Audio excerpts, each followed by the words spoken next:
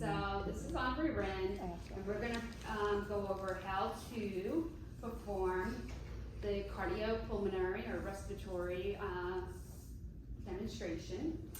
And this is Juan. Juan's going to say his full name and say that it's okay that he be recorded today. My name is Juan Aparicio, and it's okay that you record. Okay. So we're going to go over for the demonstration's sake how you do the cardiopulmonary demonstration. Okay? So first of all, we've gone over many times now how you enter a room, how you knock, how you wash your hands, how you introduce yourself, how you ask the patient and verify with two identifiers, their name, their date of birth, look at their ID brand, how you provide privacy, how you examine the room and make sure everything is safe. So if he was in a chair, you would make sure that it's not a rolling chair, that it is in a low position, it is locked, or if he's in a bed, that the bed is locked and he's not going to fall out of it. Okay, everybody's laughing because I'm being humorous today. Okay, and Juan's smirking, so you know they're laughing too. They needed humor in the afternoon. So, part of now they're going to make me laugh. Well, imagine his partner when he does demonstrations. She has a hard time. All right. Not putting anyone on the spot. All right. So, one of the most important things when people have cardiac or pulmonary problems is making sure that you assess their mental status or level of consciousness and just kidding. their skin color. So you want to make sure that the patient is awake and alert. You are? Did I ask you to answer a question yet? Simon didn't say. All right. So obviously Juan is awake and alert, and you can check his orientation by asking him where he is, time and place. Do you know where you're at today, Juan? Rasmussen. Do you know what the date is today? Oh my goodness, he's disoriented. It's 29. 33. All right, we'll forget about asking him the president because he might not know the answer to that. All right, so what you would say for your demonstration, the patient is awake, alert, and oriented, and speech is clear, fluent, and appropriate. Okay, now his skin color is consistent with his ethnicity, and you do not see any evidence of cyanosis. Okay, next you're going to look at the shape of his chest, and you're going to want to say that the AP diameter is less than the transverse diameter. The other thing you can say is it's 1 to 2, or it's less than 0.70, whatever you prefer. Okay? So you're looking at it from the side there. Okay? Next, you're going to look at him and you're going to just making sure you're paying attention. It's after lunch. Okay. So next you're going to look at him and you're going to make sure you're looking at how he's breathing, counting his respiration, looking to see if he's using any accessory muscles or if he's coughing or having any problems. So you're going to count the respirations. You normally count for a full minute. You do not have to do that for the purpose of the demonstration because then we have to wait for everybody to count for a full minute. And then we might be there for 10 years. No, just kidding. We have to, So his respiratory rate is 12. His respiratory rate is regular rhythm and depth. There's no use of any accessory muscles. And I did not hear him cough. Okay. So then, when you want to check chest expansion, you're going to go, can you sit sideways for me on the chair? That will help me most. Thank you so much. You're going to put your hands over the costovertebral angle, and you're going to say, can you take a deep breath in for me? And your hands should move symmetrically apart. And you're going to check the anterior and the posterior chest. And take a deep breath for me. And again, just watch your hands. And they're not going to go significantly, so you're just going to watch them rise and fall and make sure they're symmetrical.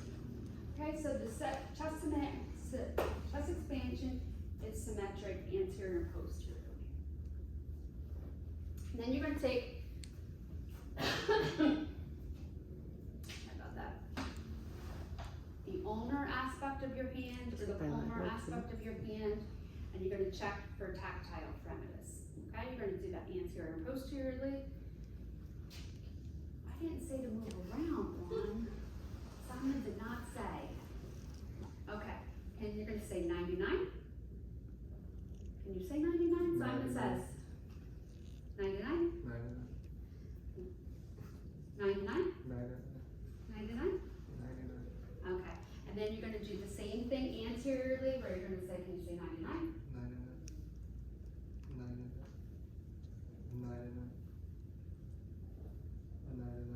He might have had too much to eat. He doesn't want to talk a lot. Okay, so you're gonna say the tactile fremitus is equal and symmetric bilaterally, anterior, posteriorly, and it decreases as you go down. Okay? Then you're gonna listen to his lung sounds. So you have to listen anterior, posteriorly, and laterally. So you always want to go side to side for comparison, okay? Okay, so you don't have to breathe this many times, okay? I don't want you to hyperventilate, okay? So you're gonna go, you ask the patient to take a deep breath, okay? All right, I probably should be up a little bit more, sorry. So it'll be 1, 2, 3, 4, 5, 6, 7, 8, okay? When people get nervous, they're down in the abdomen, okay? You don't want to be down in the abdomen. Then you're gonna do it on the back. You're gonna do your 8 spots. 1, 2, 3, 4, 5, 6, 7, 8. Then you have 2 spots on the lateral, so I'm gonna ask you to raise your arms up, and then you're gonna have the patient take a deep breath. 1, 2, 1, 2. And you're always gonna make sure you're listening on the patient's skin. We don't have everybody undress for purpose of their demonstrations, but if you're assessing a patient, you're trying to keep them comfortable, you can put your stethoscope up under their gown to keep them comfortable. Okay, questions about that part? And then you're going to say the lungs are clear anteriorly, posteriorly, and laterally in all areas, or all lobes. Okay? Questions? On the thoracic expansion, do we say that it's symmetric and bilateral? Symmetric anterior and posteriorly bilaterally. Okay. When we're doing it on our person, are we gonna make them breathe, or just do it like you did? 1, 2. You don't want them to hyperventilate and move fast when people get nervous. So as long as we just show it. Correct. Okay. All right. So next you're going to check the carotid artery pulses. So you're going to check, okay, on each side. Remember, you don't want to push too hard or too deep. You don't want to occlude the carotid artery. You're going to do each side. Remember, the carotid body is up a little bit, so you want to be down a little bit lower between your neck muscle and the trachea. Okay, so there's your landmark there. Okay, all right. When you're going to do one at a time, and you're going to say that they're 2 plus and equal bilaterally, and then you're going to use the bell, and you're going to listen to that brewing. And usually they teach you to have the patient take a deep breath and hold it, and you listen for, and then you ask them to release it, and then you would do the opposite side.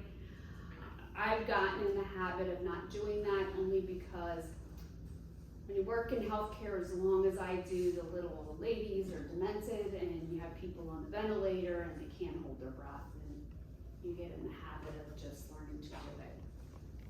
But you're supposed to ask them to hold it, and then there will be no carotid bruits bilaterally, and you need to use the bell instead of the diaphragm. Okay? So So for purpose of the demonstration, you want us to ask them to hold their breath for a second and then release? If you forget, I don't stick you to it. It doesn't say you have to do that. All it does say you have to do that. But my habit is, I didn't see that and I didn't say that. Nobody thought me recorded those. Alright, so you're going to palpate the chest, okay? Because you want to make sure you don't feel anything jumping out of the chest there. Like you feel that significant, like if the heart was enlarged or anything like that, or it's not pumping adequately, okay? So you're going to just palpate, okay? And you can actually, he's pretty thin, so you can actually feel his PMI. This is muscle.